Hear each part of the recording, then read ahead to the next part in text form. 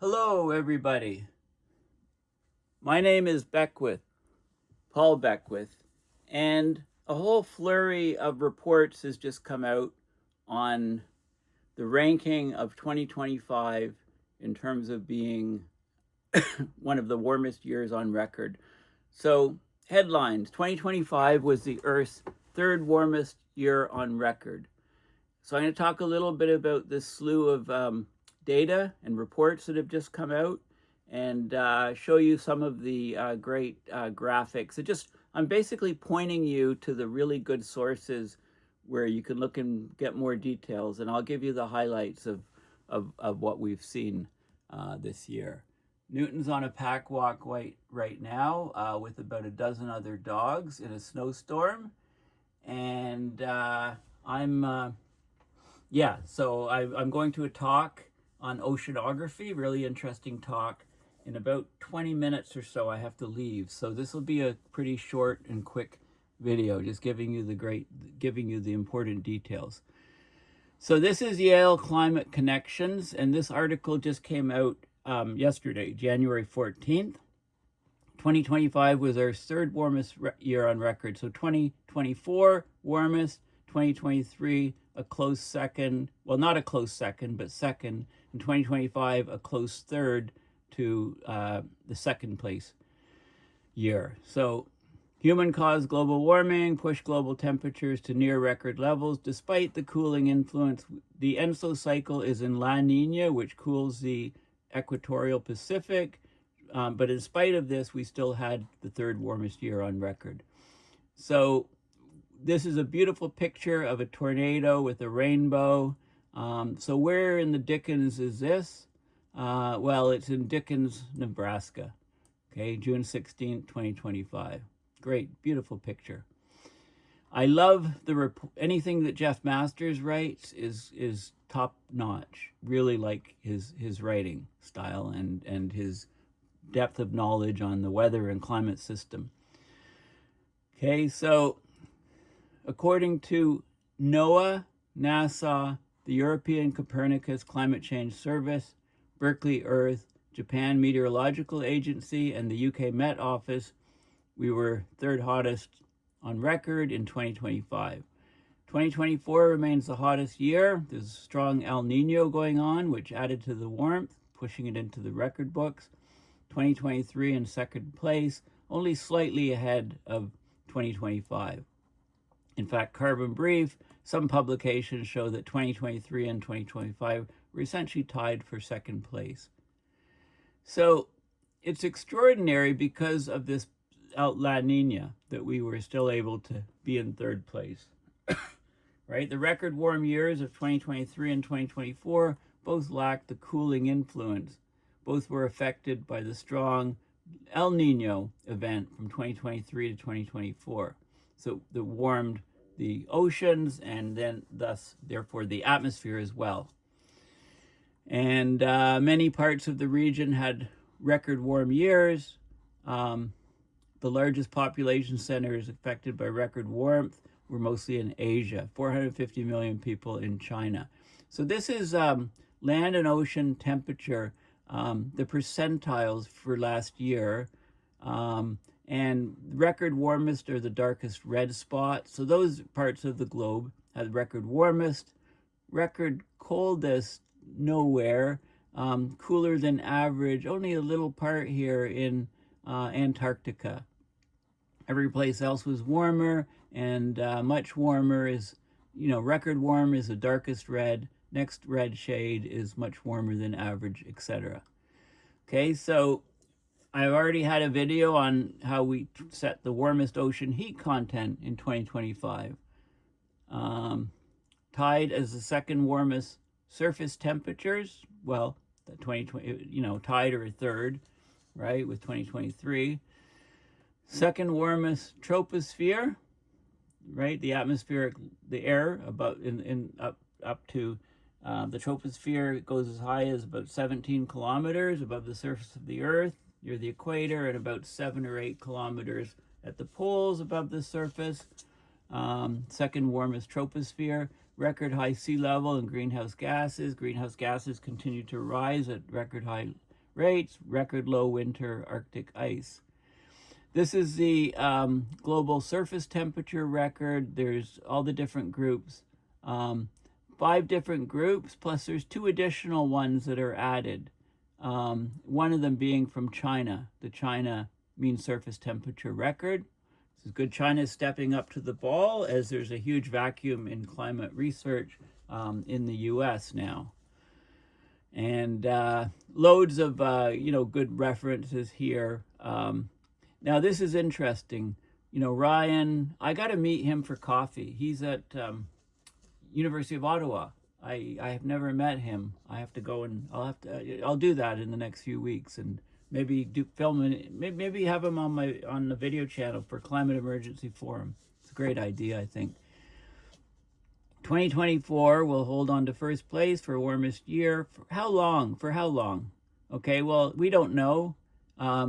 He's actually predicting 3 years, so 2027. And this is this shows you here, you can go through and see the steps here. Okay, so here's how long the record was held back here in 1970. 3 years, 4 years for this max record, 3 years. So this is an interesting indication. This record was held for 7 years. So we reached first place here, 2015, 2016. That held for 7 years. Then we set a record here in 2023. That record was beaten in 1 year. So far, we're 1 year out and we're over here. So probably another couple of years and we'll beat that record. Okay, I love this depiction, the way he's put it. Yeah, you want to follow his posts. Okay, so let me go back to the article here. Okay, so we had wet places somewhere, some places, unusually dry conditions. So Asia had its 3rd wettest year on record in 2025. Australia and Africa had their 12th and 15th wettest. It was dry across much of the Europe and Americas. 2025 was the 5th driest record for Europe and South America. North America, 6th driest year on record. Greenhouse gases increased.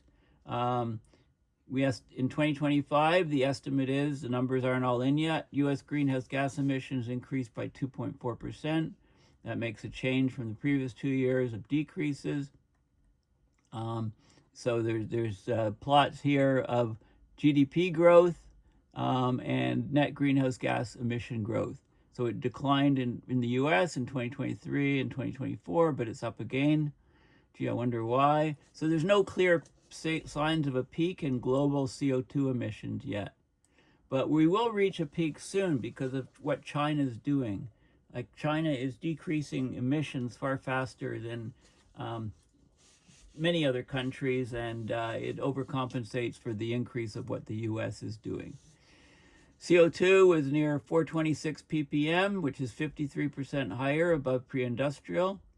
8% of the rise in atmospheric CO2 since 1960s due to climate change, weakening the sinks of CO2, the places on Earth, the land and ocean surfaces that remove CO2 from the atmosphere. Remember, there's a dynamic balance, atmosphere, oceans. The rise in fossil fuel CO2 emissions in 2025 was driven by all fuel types. Coal up 0.8%, oil plus 1%, natural gas. I mean, these fossil fuels are on the rise in the U.S. and many places around the world to provide energy to run your AI, to run these huge server factories, these huge factories that try to model the human brain with the NVIDIA chips and fiber optic cables connecting them. More and more chips. Each chip is trying to simulate basically, or stand for, or represent a neuron in the brain. And the multi-connections are connecting, one chip's connected to many others. The hardware fueling global AI, which is fueling the stock markets around the world, which, won't continue forever, I can tell you that much. And we went up 2.3 ppm in 2025. we had a record high increase of CO2, 3.7 ppm in 2024. It just blew the charts off.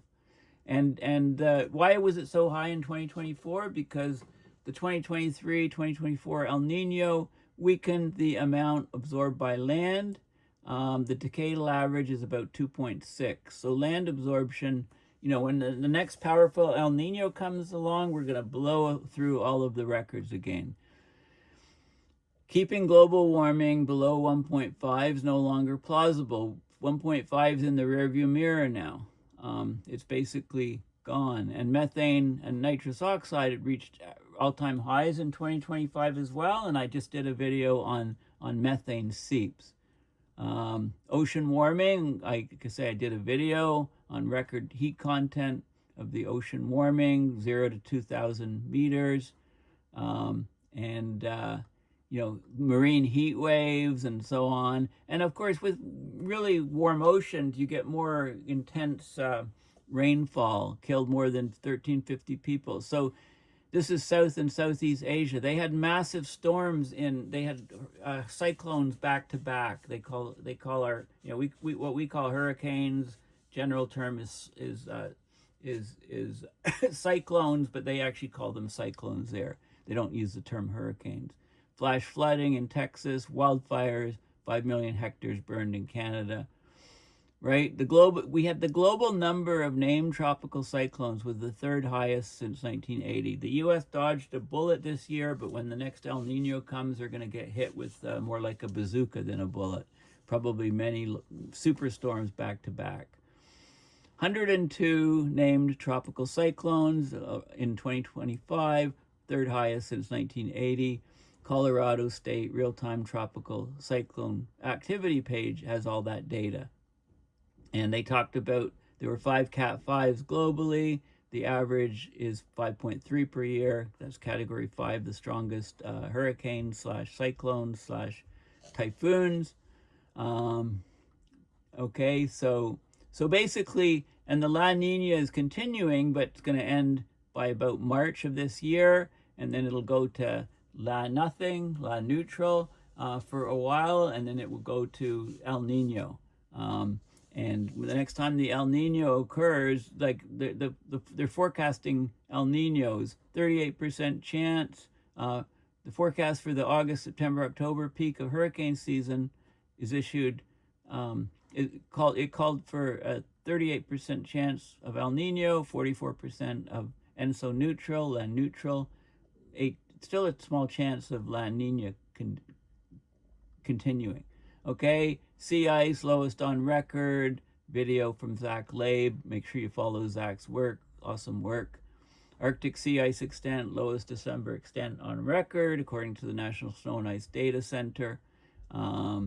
There's an Arctic report card that was issued in December that covers a lot of different things. Greenland ice sheet loses mass for 29th consecutive year.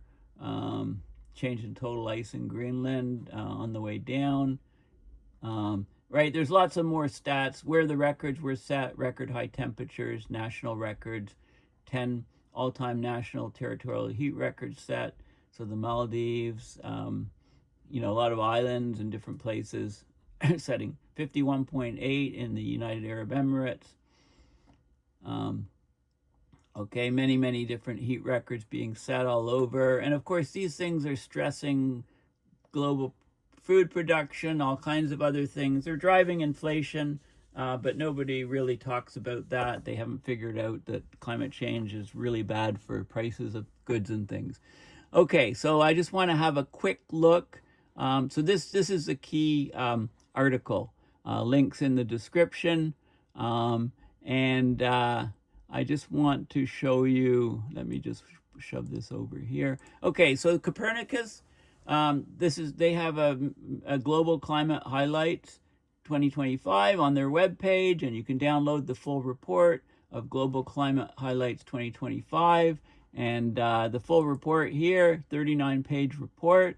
I'm just going to look at some of the graphs and highlights, but before I do that, the WMO, this is their homepage, and they have a link to an article confirming 2025 is one of the warmest years on record. So lots of details, which I've talked about in the first summary from the Yale climate report. Okay, so you can click on the links and you can get all of the details, but I'll just show you some of the graphs here.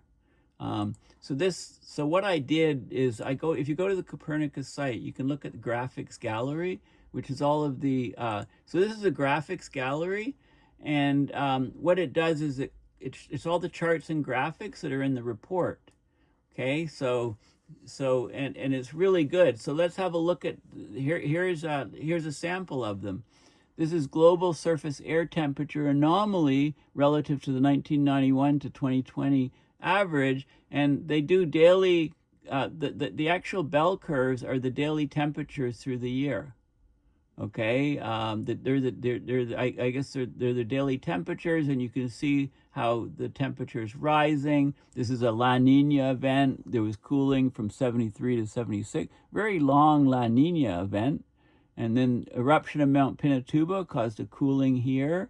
There was an El Nino, so you go along here, this branch here, really hot because of the El Nino in 98.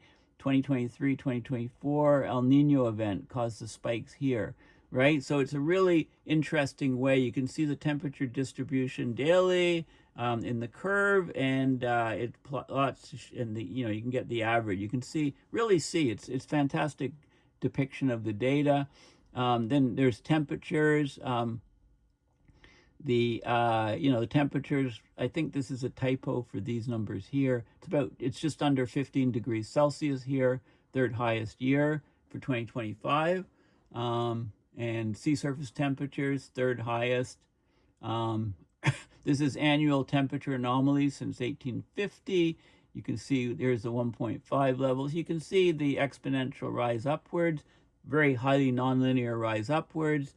And 2025 only marginally cooler than 2023 and just under 1.5. We blew past 1.5 in 2024, exceeded 1.5, and we were almost pegged right at 1.5 in 2023. So this is where we're heading.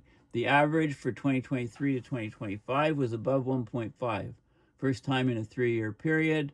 2024 remains the warmest year on record, first year to exceed 1.5 above pre-industrial. And then we have monthly temperature anomalies since 1979, and the colors show it all. The anomalies, this is 1 degree Celsius, the bright red, -1 in the blue. And you can see this goes from months of the year, and this is 2025 here. 2025 is the last column. 2024 is here, the record high year. Look, it stayed warm all year, each month. 2023, a bit cooler, and then it was the latter half. So since the latter half of 2023, we've been on a tear, basically. And then this shows you the anomalies and extremes, with the warmest year being bright red in 2025. So we did have areas that had the warmest year ever. 2024, look at these whole areas here. Massive heat in 2024. And then 2023 slightly ahead of 2025.